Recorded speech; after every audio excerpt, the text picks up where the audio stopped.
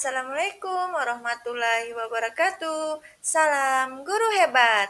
Saya Oktarina, calon guru penggerak angkatan 9, Kabupaten Belitung Timur. Di video kali ini saya akan memaparkan tentang demonstrasi kontekstual modul 1.4.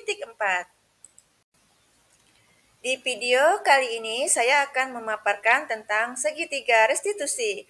Apa itu restitusi dalam guru penggerak? Segitiga restitusi merupakan tahapan tindakan yang dilakukan guru untuk membawa siswa menaati aturan yang telah ditetapkan dan mengakui secara sadar dan terbuka ketika melakukan kesalahan, serta merasakan kenyamanan ketika sudah berperilaku jujur. 3 langkah restitusi. Langkah-langkah segitiga restitusi tersebut yaitu menstabilkan identitas, validasi tindakan yang salah, dan menanyakan keyakinan. Apa itu segitiga restitusi? Dilansir dari buku Evaluasi Pendidikan bersama Calon Guru Penggerak tahun 2022 oleh Rusli dan teman-teman, restitusi adalah sebuah cara menanamkan disiplin positif pada murid. Restitusi bukan untuk menembus kesalahan, namun untuk belajar dari kesalahan. Apa tujuan dari dasar segitiga restitusi? Segitiga restitusi merupakan tahapan tindakan yang dilakukan guru untuk membawa siswa menaati kesepakatan kelas yang telah ditetapkan dan mengakui secara sadar dan terbuka ketika melakukan kesalahan, serta merasakan kenyamanan ketika sudah berperilaku jujur. Apa saja ciri-ciri dari segitiga restitusi?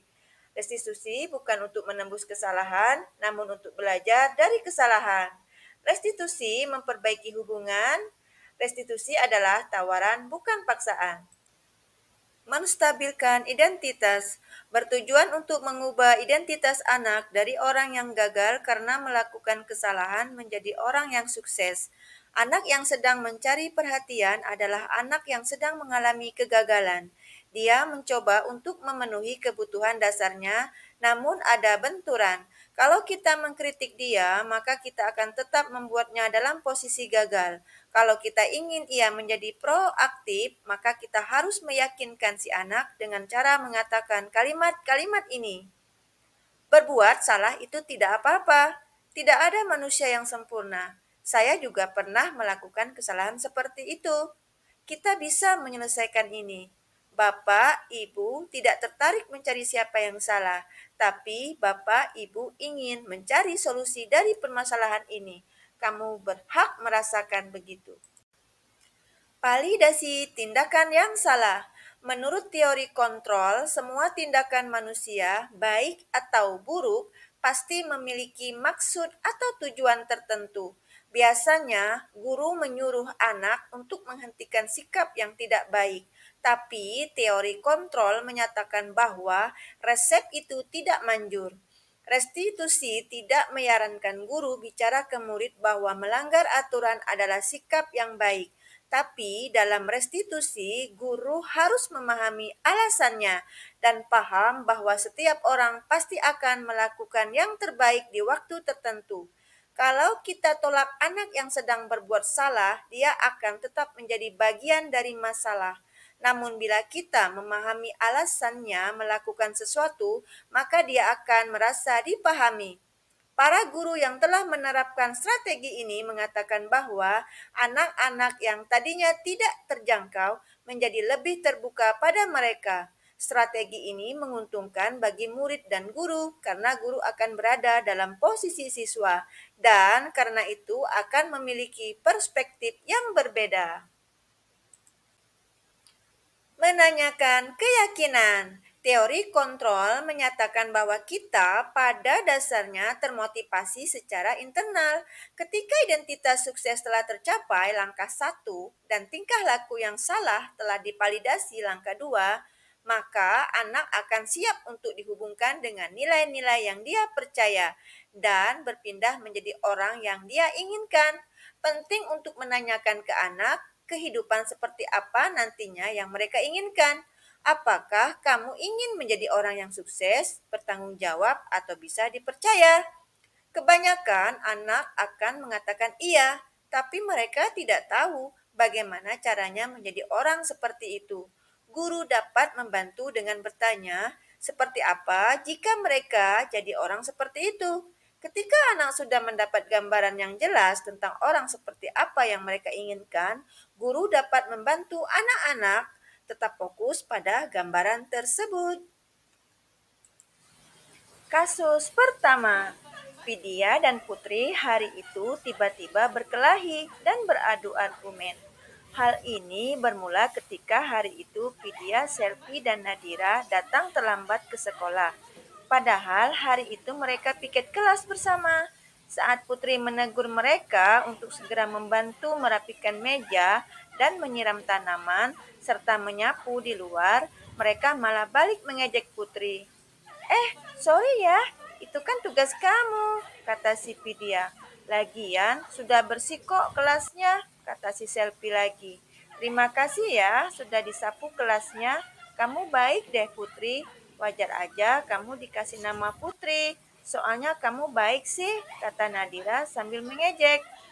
Sontak saja mendengar perkataan mereka bertiga, Putri akhirnya kesal dan marah sambil melempar sapu yang ada di tangan ke lantai dan meninggalkan mereka dan kelas yang masih belum selesai disapu.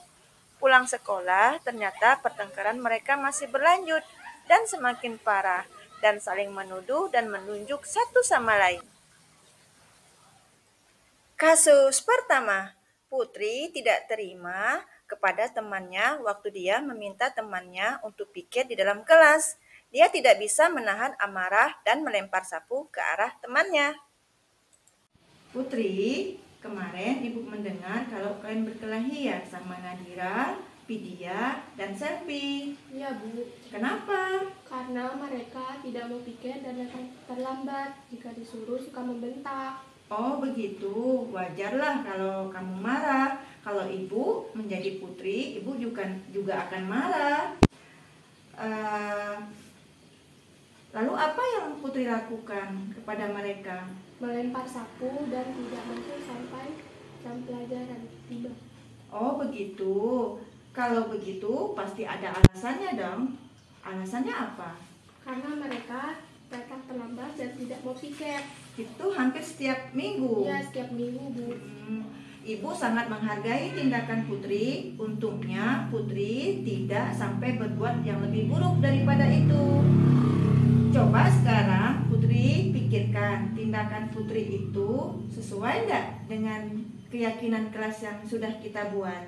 Tidak, Bu. Menurut Putri, keyakinan kelas apa yang sudah Putri langgar? Harus menghormati teman sekelas, Bu. Jadi kalau keyakinan kelas itu Putri langgar, apa yang harus Putri lakukan? Dan saya harus menahan emosi saya serta melaporkan kepada wali kelas jika ada masalah. Oke. Jadi kalau keyakinan kelas itu Putri langgar, apa yang harus Putri lakukan? Ulangi jawaban tadi. Kerjasama kelas itu penting. Apa yang harus Putri lakukan? Harus bersabar. Harus bersabar. Nah, sekarang Putri bersedia memperbaiki kesalahan yang sudah Putri lakukan. Bersedia, Bu. Apa yang kira-kira Putri akan lakukan untuk memperbaiki kesalahan Putri? Saya harus bersabar dan saya harus bisa menahan emosi saya. Serta saya akan melaporkan kepada wali kelas jika ada masalah. Oke, ya tepat sekali tindakan Putri. Jadi saling menjaga kekompakan kelas dan juga saling menghargai antar teman sekelas. Sekarang silakan Putri masuk ke kelasnya kembali ya. Baik, Bu, terima kasih. Ya, sama-sama. Assalamualaikum warahmatullahi wabarakatuh. Nama saya Putri dari kelas 9C. Saya senang sekali diajak berdiskusi dengan Bu Oktarina untuk dapat mengendalikan diri dari amarah karena perilaku teman saya, dan saya harus banyak belajar bersabar dan dapat menghormati teman saya. Terima kasih, Bu Rina. Baiklah, itu tadi video dari saya. Terima kasih sudah menonton dan salam guru penggerak. Tergerak, bergerak, menggerakkan. Sampai jumpa.